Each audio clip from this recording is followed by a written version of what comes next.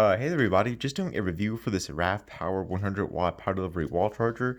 And so just taking a look at the box itself, just a really plain box. There's nothing really on the box itself, but what's included in the box is this USB-C to USB-C charging cable, a manual, and the charger itself, of course.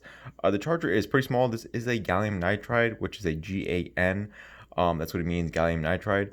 So yeah, this is a GaN charger. It does have a 2.4 by 2.4 form factor and a 1.1 inch thickness. And it does have two USB-C ports. You're able to use the full 100 watts of power delivery if you're charging a single device at a time from either of the ports.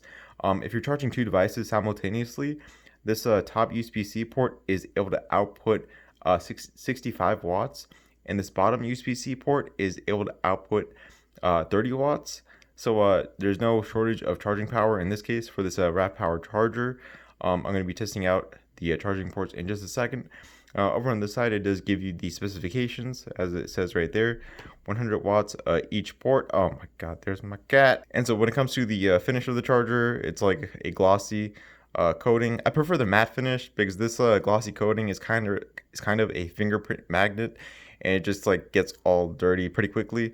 But you know, that doesn't really matter. The charging matters in this case, but that's just my preference. Over on this side, it does have the built-in AC plug. It just goes in and out pretty easily. And overall, the charger is just built really well. If you know RAVPower, they make some really good quality chargers. I'm just going to jump straight into testing it out right now. I'm going to be using this River 2 power station to power the charger so I can get an idea of what the max output of the charger is while I'm using it. And just turning on the inverter right over here. And it does have a blue LED power light when you plug it in to an outlet. So there we go. And so just starting out, I'm just going to use the included USB-C to USB-C cable to charge my Xetra's power bank. And so I'm just going to test out if I'm actually able to use the full 100 watts. And the reason why the cable was in such a tangled up mess is because I already did some testing with the wall charger. But yeah, anyways, so yeah, I should be able to use the full 100 watts from the top USB-C port. And yeah, that's just about it. Full 100 watts right there. And as you can see on the screen for the River 2 power station, I'm actually getting 116 watts. Not sure why, but yeah, there we go. That port works well. Let me just check out the other port to make sure that's able to output the same amount of charging power. And yeah, 100 watts right there from the bottom USB-C port. So charging works in that case. And so also let me charge my Lenovo laptop while I'm simultaneously charging my Xetra's power bank. So what's happening in this case is that the Xetra's power bank is charging at about 65 watts because when I'm charging two devices, one port will output 65 watts and the other port will output 30 watts. So I was actually a little wrong in what I said before. I think it depends on what device you have plugged in first, and that device will receive the full 65 watts.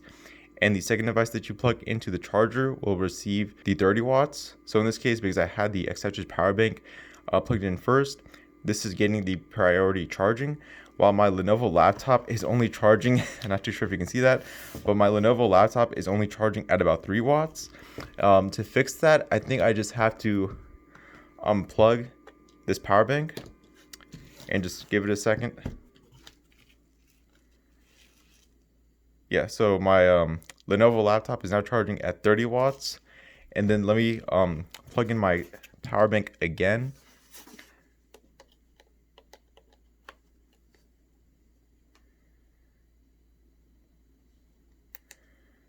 And yeah, so the power bank is now charging at 30 watts and my laptop is charging at 30 watts as well because the Lenovo laptop is now prioritized for faster charging. So the top USB-C port is now outputting 65 watts and the bottom USB-C port is outputting 30 watts. So it's whatever device that you plug in first that gets the 65 watts, and the second device that you plug in will get the 30 watts of power delivery charging. Yeah, pretty neat design, I'd say. I mean, not really much other way to go about it, honestly, that I can think of. All right, and so one other test I wanted to try out is charging my Base's power bank while also charging this Xetra's power bank. So I'm just going to plug my Lenovo laptop right over here and plug in the Base's power bank, and this will just give me a, a better idea if these two ports are actually able to output 65 watts and 30 watts. And so I am able to get the full 30 watts for this basis power bank, and I am able to get the full 65 watts to recharge this Exciters power bank. And so yeah, there we go. The RAVPower 100W charger does work how it's supposed to. It also does feature a programmable power supply, which is that PPS super fast charging, because I was able to super fast charge my Galaxy S20 at 25 watts. It also does feature, I believe, 45 watts. It does say that on their product page over at ravpower.com, I believe. And so yeah, I mean, not really much to it really. It's a really simple and powerful GaN gallium nitride charger. And down in the description below, I will have a link to this RAVPower charger. I will also have a link to the review article over at chargerharbor.com. And I will see you all on the next video. All right, goodbye.